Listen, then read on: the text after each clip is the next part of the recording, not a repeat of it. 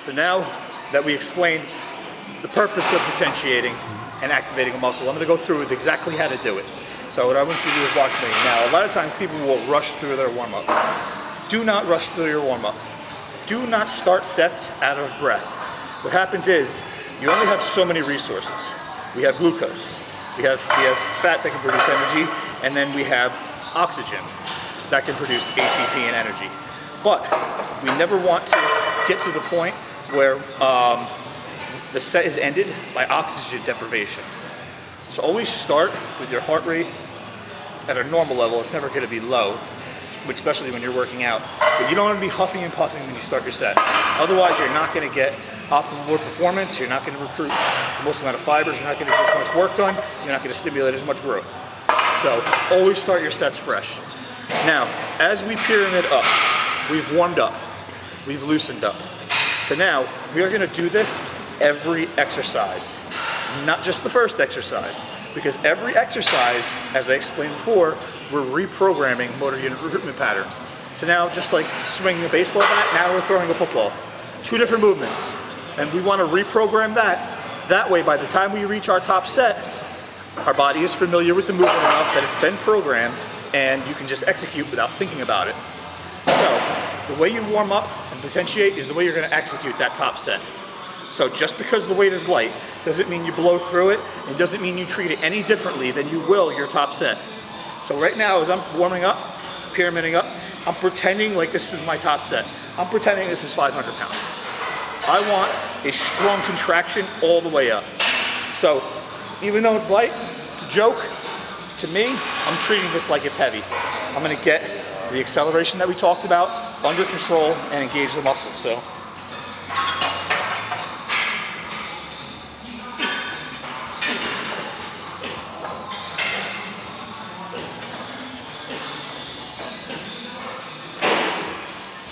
Now, I don't want to go anywhere near failure. What I want to do is conserve all of my energy and resources so that I'm still fully loaded, completely fresh, and have every bit of resources still available to perform on my top sets. That way I get the most motor unit recruitment, the most stimulation, which is going to translate into the most growth.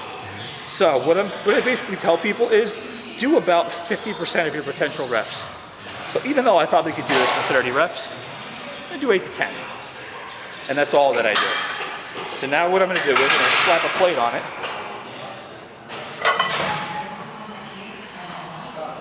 Now, the rest period doesn't need to be 3 minutes. One plate was light as shit. It didn't take anything out of me. But as I'm pyramiding up and the weight becomes heavier, my rest periods are going to become longer. Simply because every set I want to be fresh. So now I've got 2 plates on here. So I'm going to probably perform somewhere between 4 and 6 reps just to feel this weight out, acclimate my body to the heavier weight so my nervous system continually starts to function better and better and fire at a higher level. So now,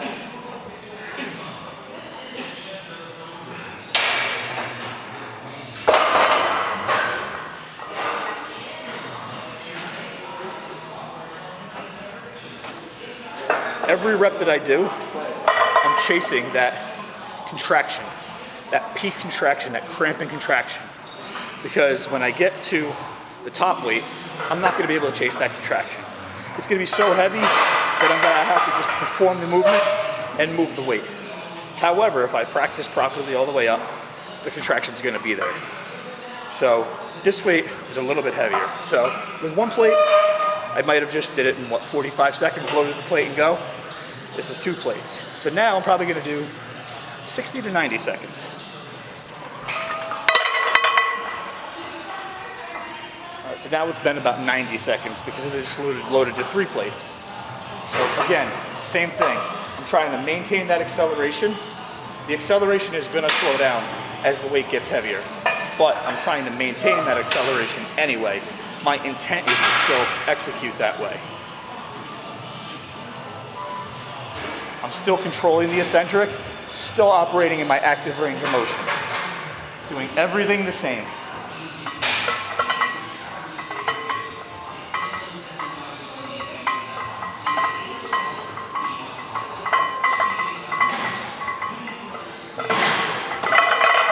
now that the weight has gotten heavier, I'm doing less reps.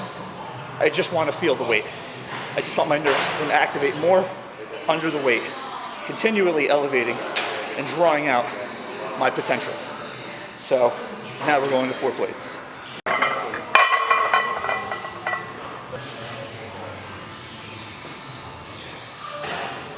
All right, so we started with 1 plate, rested about 60 seconds probably, something like that. We jumped to 2 plates. After 2 plates, we rested probably 90 seconds. Then we moved to 3. Once we completed 3 was a little bit heavier. So I just rested about 2.5 to 3 minutes now because the weight's getting heavier. Now everything is still active. I'm not telling you to rest 5 minutes. I'm not telling you to rest 10 minutes. I'm telling you to rest longer, long enough to recover and make sure that muscle is fresh, but it's still activated and firing. I'm throwing a strap in now because I don't want my grip to compromise the lift.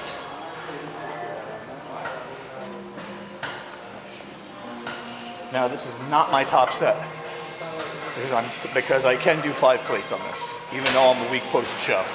So again, this is only going to be a few reps. This might be 2 or 3, depends on how the weight feels. All I know is that I'm going to move close to fatigue, but I don't want to feel fatigue set in at all. If I feel my form break at all, even a little bit, I put the weight down because I don't want to waste any resources towards my top set.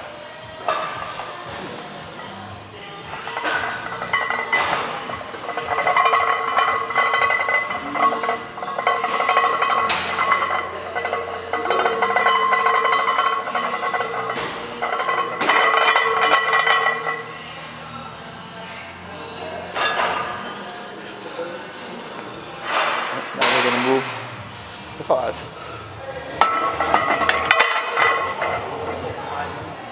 Okay, now this is going to be my top set, so one of the things I want to make sure I'm doing is bracing properly. If I'm not braced properly, loading one side too heavy is going to compromise my ability to really engage the lat because I'm focused too much on stabilization.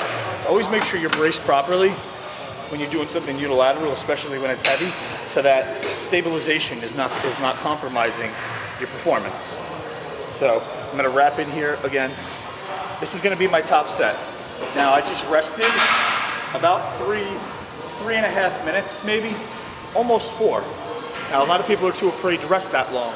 And when you get to the middle of the workout, and then towards the end, you surely don't want to rest that long because you're trying to chase metabolic stress and pump at that point because performance has already dropped a little bit. But at the beginning of the workout, you should always be focused on performance. You want to move the most weight possible with the strictest form possible.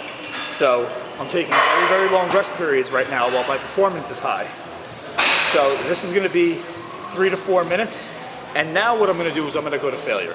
So I'm going to hit failure, and today I'm not going to go beyond failure because I'm going to do another set. And I'm going to show you on the second set what I'm going to do beyond failure to get a little bit more out of this and still get growth stimulus without having my top performance, and I'll explain why. But let's execute this set for right now.